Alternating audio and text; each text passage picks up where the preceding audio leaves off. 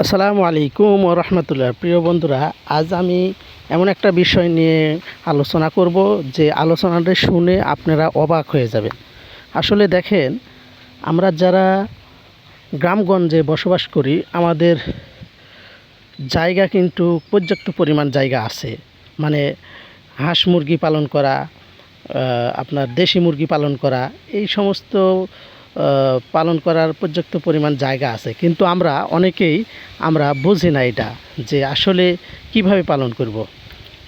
দেখেন, আমি সর্বপ্রথম আমার কয়েকটি বুড়ি মুরগি ছিল, অর্থাৎ ডিম দেওয়া মুরগি। সেই মুরগিগুলো দিয়ে আমি আমার যে বাসার যে এক সাইডে যে চালি তোলা রয়েছে, সেই চালির নিচে আমি বেশ সুন্দর করে এই যে প্লাস্টিকের নেট দিয়ে আমি ঘিরে রাখছি। ঘেরার পর আমি মানে সুন্দরভাবে স্টেট বাই স্টেট আমি মুরগি পালন করি, দেশি মুরগি। আমার সেই বুড়ি মুরগি যে ডিমগুলো দেয়, আপনার 4টা ডিম দেওয়া মুরগি ডিম দিয়েছিলেন, সেই ডিমগুলো দিয়ে 4টা মুরগিকে আমি দিয়ে বাচ্চা উঠাই।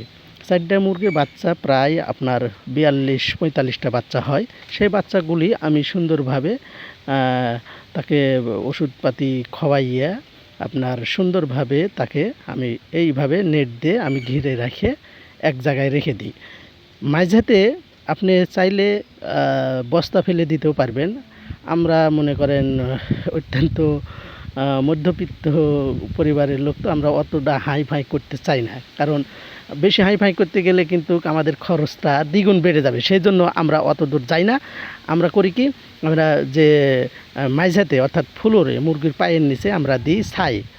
যে আমরা বাসাবাড়িতে যে পাক করি, পাক করার যে ছাই হয় চুলোতে, সেই চুলোর ছাইগুলি আমরা বেশ সুন্দর করে আমরা সুন্দর করে বিছিয়ে দিই। এর ফলে হয় কি, আপনার পায়খানা যদি করে তাহলে ওই ছাইয়ের সঙ্গে লেগে থাকে।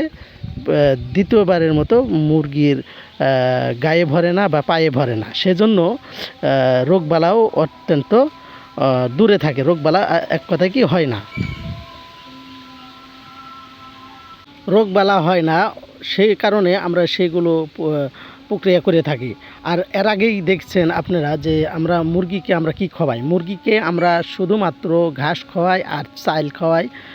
আর চাল খেতে দেওয়ার জন্য আমাদের আলাদা বাটি রয়েছে, আলাদা প্লেট রয়েছে। সেই প্লেটগুলোতে দিয়ে সুন্দর করে আপনি খাওয়াতে পারবেন।